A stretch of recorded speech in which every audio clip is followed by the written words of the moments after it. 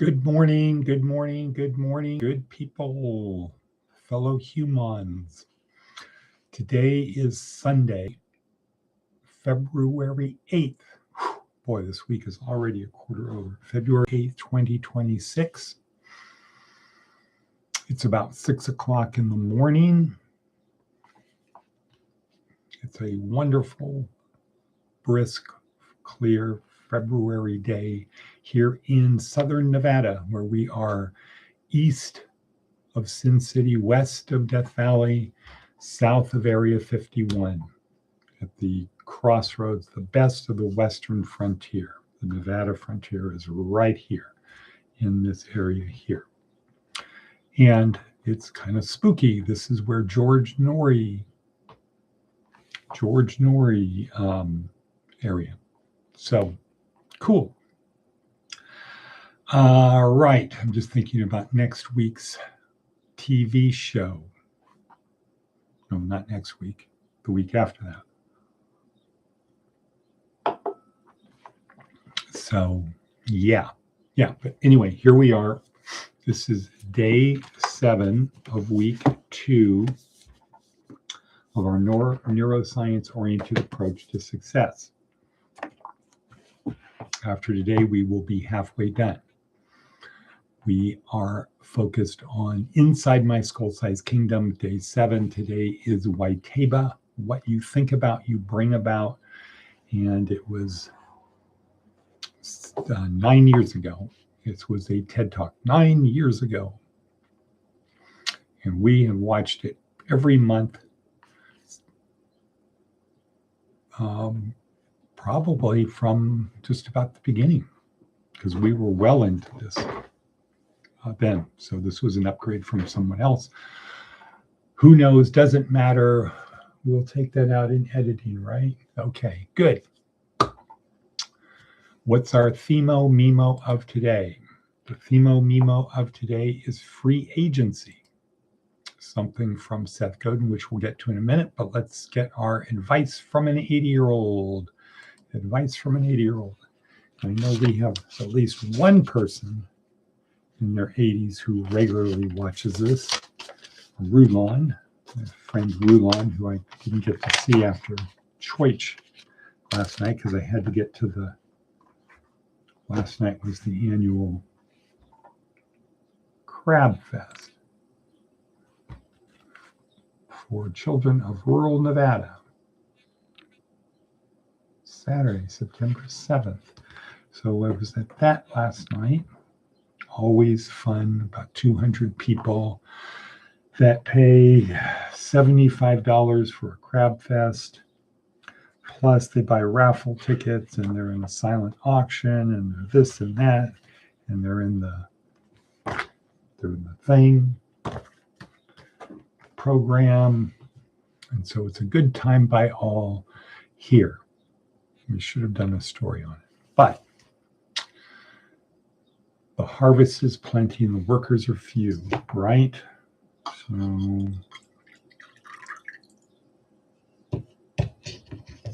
maybe next year.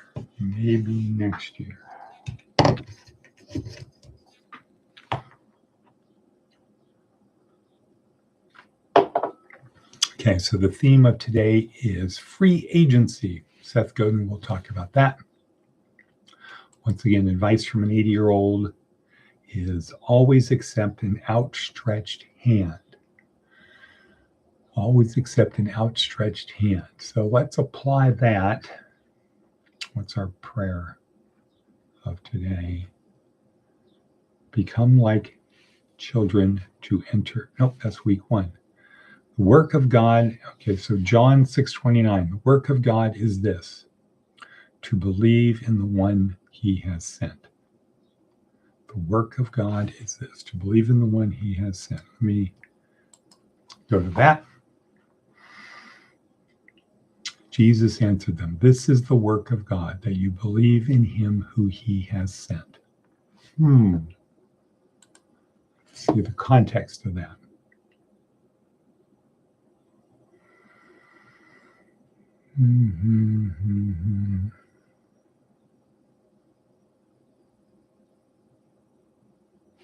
This was about feeding the 5,000. Feeding the 5,000. John 6:29. Okay. Bread from heaven.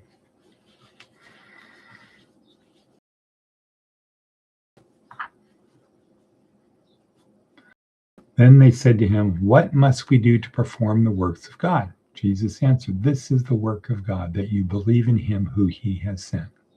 So they said to him, "What sign are you going to give us then, so that we may see it and believe you? What work are you performing? Our ancestors ate the manna of the wilderness, as it is written, he gave them bread from heaven to eat."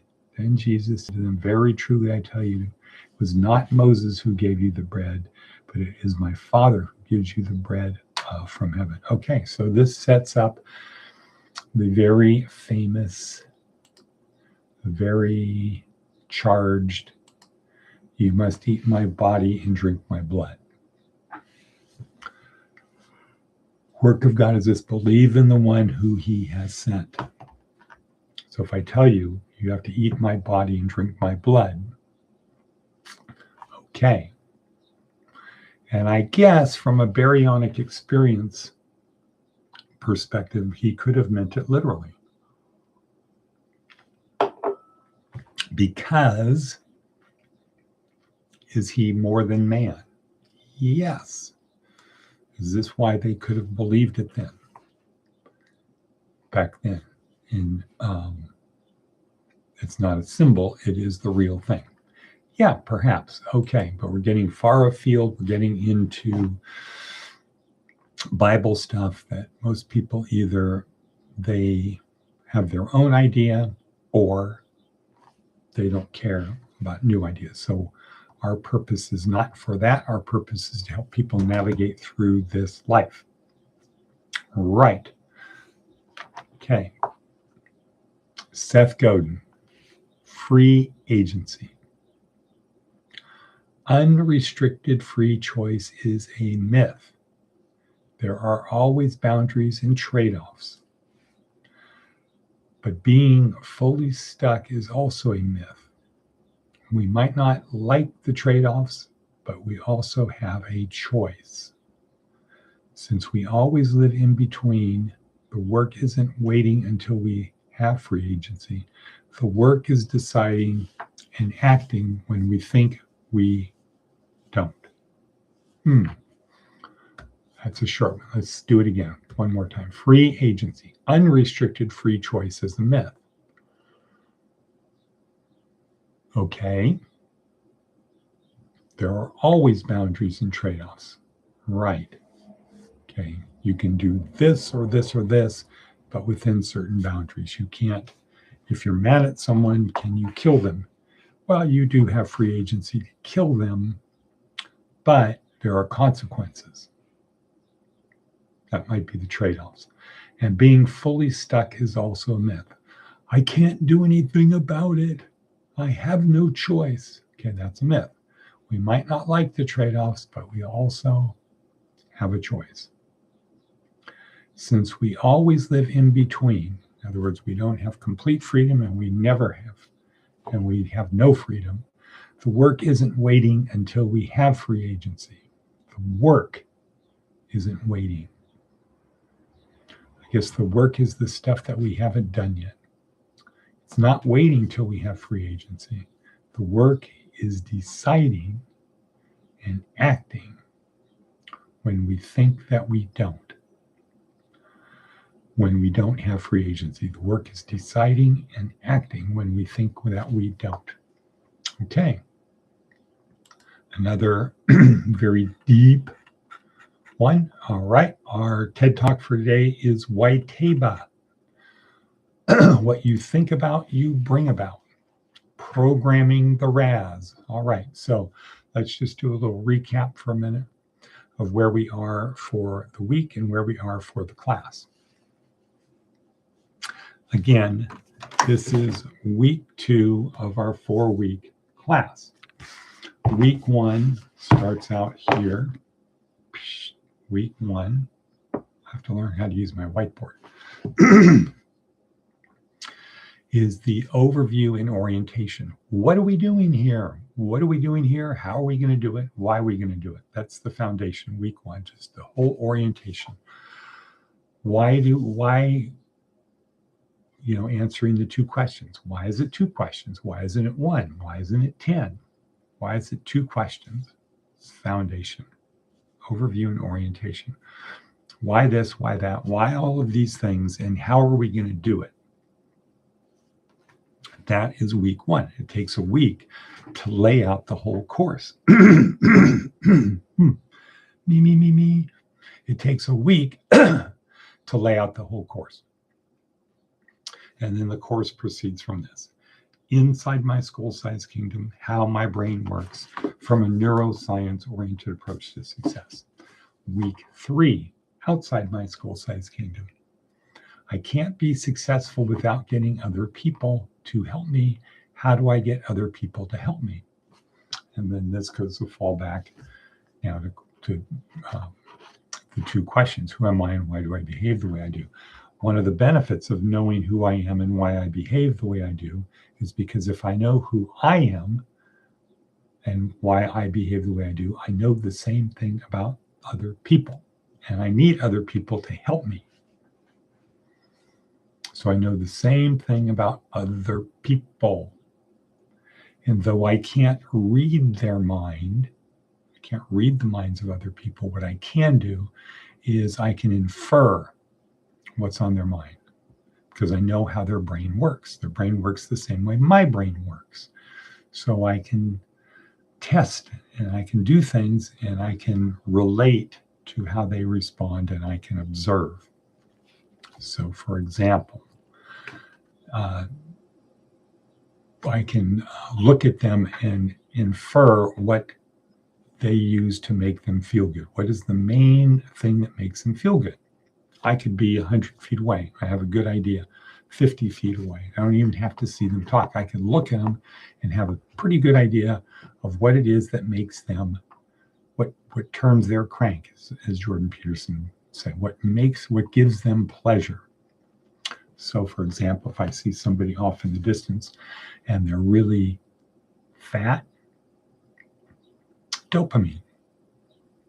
Okay, and they probably have something stressful, something traumatic in their history, something that bothers them. So they need a quick fix to get food. If I see somebody that's in very good shape, I might think, aha, okay, endorphins. They work out a lot. They put in the time. They have discipline because you don't get to be in good physical shape without discipline of doing something.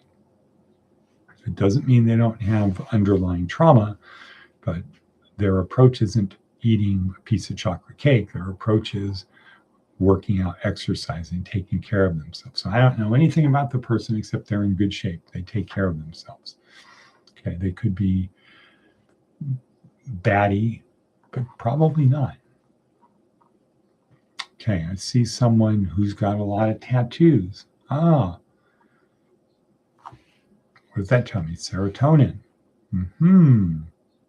They want to be acknowledged. They want status. They want to feel important, special, and recognize something.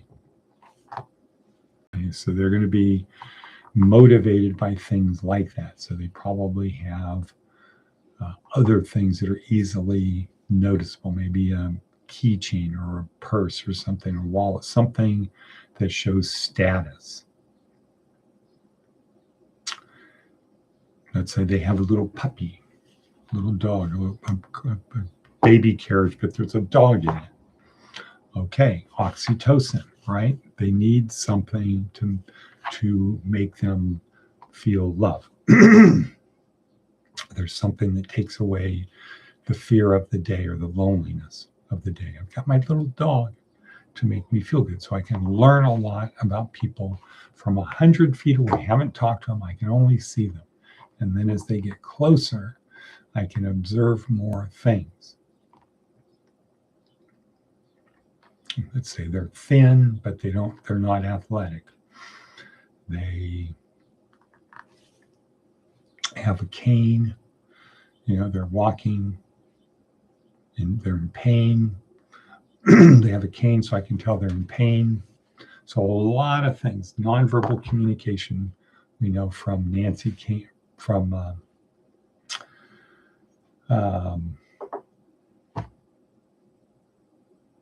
it's right there. Nonverbal communication. Well, okay, it'll come to me. The #1 TED Talk of all time. Right. Okay, we know from that nonverbal communication is like 70% of it. So what I get from week 1 plus week 2, when I apply it to week 3, is I can't read people's minds, but I can infer what's on their mind. And my goal is to bond with them or repulse them. Stay away from me, not interested in you, or to bond. We see the world the same way. Let's change it together. Let's make something happen together. So bonding or that. Being someone that's like, well, I don't want to bond. I don't want to see the world with you, but I want you to help me. It's like, why should I? We don't see the world the same way we don't. Okay, to be successful, we have to have other people's help. We have to get other people to do what we want them to do. And what we want them to do could be as simple as going into the store and buying a Coke. I want you to sell me the Coke. My standard of bonding is very low. I just have to not repulse you to get you to sell me a Coke. I can't make you feel threatened where you call the cops or something like that.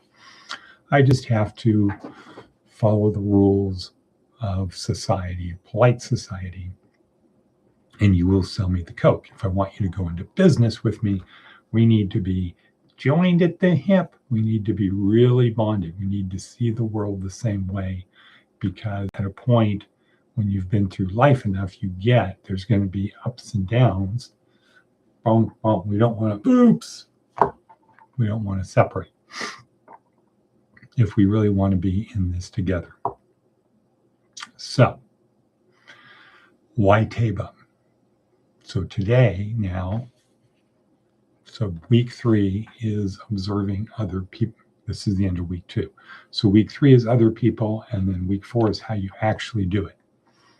We are finishing week 2, and what we learned in week 2 is, on inside my skull-sized kingdom. First, we learned about neurons. Things are stored there. That's where it happens. Happens in our brain. How do we know? If we damage our brain, those things go away. Our ability to locomote, to think, to act, to do, our memories, our live past, our anticipated future goes away. It's changed. So we know it's in our brain. And we also know that what goes on in our brain doesn't know what's real or not real. We tell it what's real. And it operates in certain bounds to confirm, yes, this appears to be real. But sometimes those bounds, those constraints are removed, and our brain doesn't know what's true, false, right, wrong, good, or bad. Like when we're dreaming. When we're dreaming, these feedback loops, it's not true, it is true, it's this, it's that, they go away. The feedback loops disappear when we're dreaming to a large extent. They disappear when we're dreaming. So we know that the brain doesn't know what's on its own, what's right, wrong, true, false, good, bad. It's only these, what I call feedback loops, or what are called feedback loops, tell us it's right, wrong, good, bad. Okay, now 1 minute left. Next week's class, our thing for next week, week 3 is outside my skull-sized kingdom. So overview and orientation, inside my skull-sized kingdom, outside my skull-sized kingdom. How do we get people to do it? The last week is now the game is afoot. The ship is out on the adventure. Now I got to keep everybody together. We got to keep moving forward. We don't want to have relationships sever, so I'm not making forward progress on my journey. So that is it. It's Sunday. We start week 3 tomorrow outside my skull-sized kingdom. We're going to have a big show on KPVM, and that's it. Sayonara, baby son.